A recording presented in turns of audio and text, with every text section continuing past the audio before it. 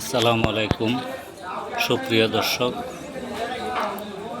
আমার দুটি সরালি মোরগ, একটা মোরগ একটা মুরগি, দুটোই বয়স কম, তবে মোরগের ওজন 3 কেজি প্লাস। তো আশা করছি দুটা মোরগ পালবো, একটু কষ্ট হলেও পালবো, কিন্তু ওদের যন্ত্রণা আছে।